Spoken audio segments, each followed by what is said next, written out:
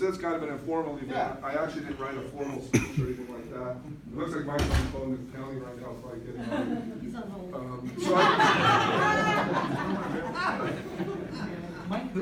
So I thought I didn't really want to prepare anything formally because I thought I would save that for the retirement dinner.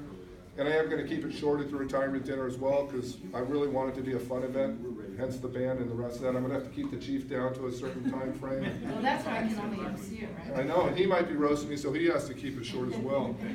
But I wanted to really speak from the heart and just share a little bit about what this profession meant to me and what the people meant to me. And it was really interesting. When I first walked in the room today, the first person I actually saw from the past a little bit was Skeet McGinnis. Here we go. Hold on. All right.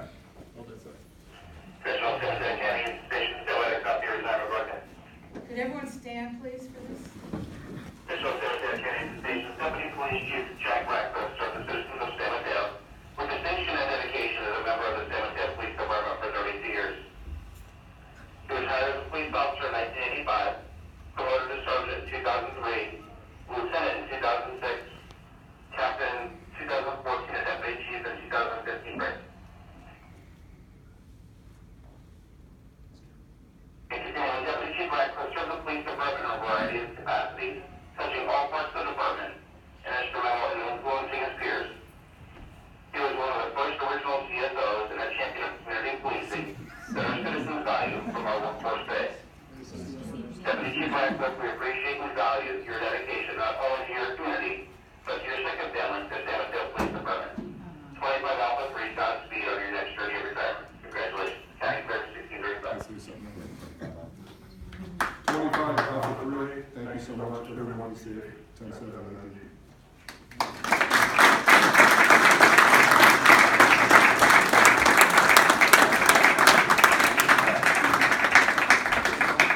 I guess it's good timing just to continue unless it's messing up your ops plan. As I was saying, got to regather my thoughts a little bit more.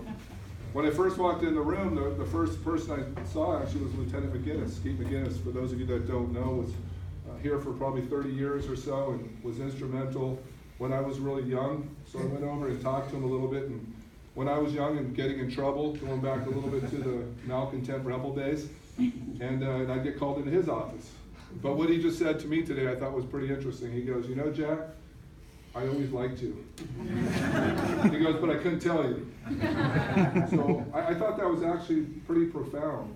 In that I think as managers sometimes when we're dealing with the younger officers and we call them in on a performance issue, sometimes they don't understand that we really do care about them, love them, and like them because we're dealing on a performance issue. And we probably don't say that. So just keep in mind when you're in the younger part of your career, our main reason for calling you in is to guide you, to prepare you for the back half and the latter part of your career. Because without that type of guidance, I wouldn't be standing here today. There are lots of things I've done in my past, which I'm not going to admit to tonight, that could have probably precluded me. What are you shaking your head for? If you're not careful, I'll call you Linda. I know where everybody's buried, baby. But, And I can dig them up.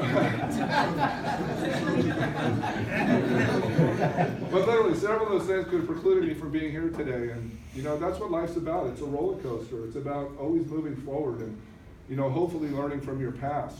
And, you know, this profession, especially today, sometimes is very unforgiving.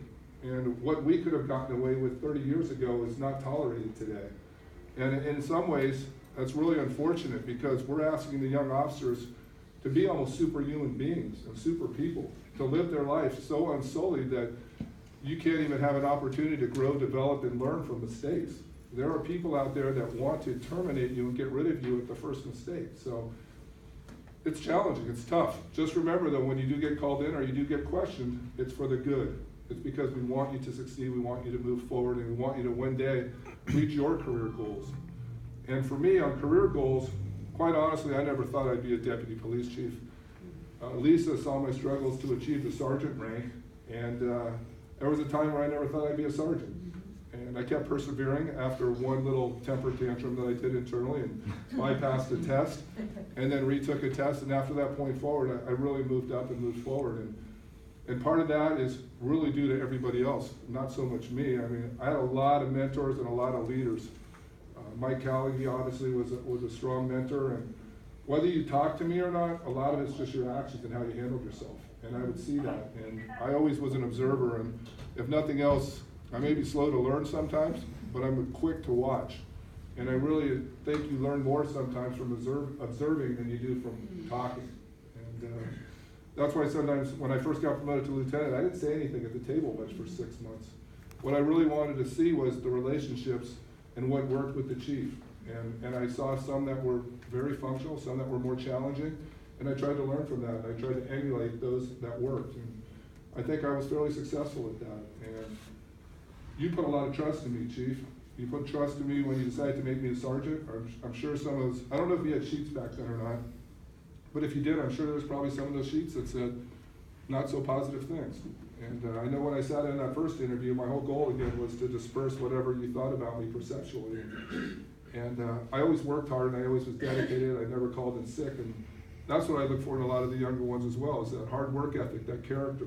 We can fix some of the other things. We can mold some of the other things, but don't ever stop believing in those young officers, because there's so much development to be had. And if for anyone that's coming up through the ranks, if I could provide any inspiration from my career, I'm more than willing to share the hardships, the tumbles, the growth that I made, and some of it's self-reflection. You sometimes have to look in the mirror and really be honest with yourself. And what people are saying about you, you might not always agree with, but sometimes you need to make those changes if you want to reach your career goals. Law enforcement is awesome. The people are awesome. You know, Gordon Graham talks about our character, and we all go through the background, and we're the best of the best in the society and the best in the community, even though the national media may try to portray us otherwise. Don't ever lose sight of that. And don't lose sight of the people, because this goes away, the job goes away, but relationships and those that you built will stay forever. And I really, from the bottom of my heart, really appreciate everyone being here today. It means a lot. I know Chuck's here from the volunteer side. You know, that's awesome. Julie's over there just, you know, looking happy as ever. And all of you have touched me in a way that most of you probably don't realize. And I'm still in the area. I'm still a friend, hopefully. For those of you that are trying to move up, if you ever want any kind of career advice, feel free to call me. I always straight shooter. You don't have to take it. Just take it for what it's worth. And Lisa, you stood by me as well. You talked me into adopting a child. And, you talked me into staying with you for 25 years. That was pretty hard, but I'm the tail that wags. no, you are. As much as I fight it, sometimes you were probably my greatest asset, my biggest strength. The one who actually pushed me probably to achieve. Without you, I probably would still be riding a motor and be Tom Ryan retiring out happy as a motor. But lastly, command staff, moving forward. You know, Dave P. and Dave Norris, sure ship. You know, be there for the chiefs, support one another. And it'll be a transition, but just work and support, and it'll be successful. We have a lot of support from the troops, and this is an awesome department. And it'll continue to grow forward. And lastly, Chief Manheimer, I just really, from the bottom of my heart again, want to thank you for all that you've done for me, personally and professionally. Your commitment to the community is second to none for any chiefs in the county or probably in the state. Your commitment to law enforcement issues is second to none. That's how we get to go to IACP and go to some of the training that we do. You see the bigger picture. Your political astuteness is just above anyone else's. And I know sometimes the people may say some things that they question you on, but they should never question you, because you're one of the most awesome chiefs in this county, by far. And I just want to thank you for that. I learned so much by watching you. And thank you, everybody, and let's have fun, I guess, if it's not on the ops plan. But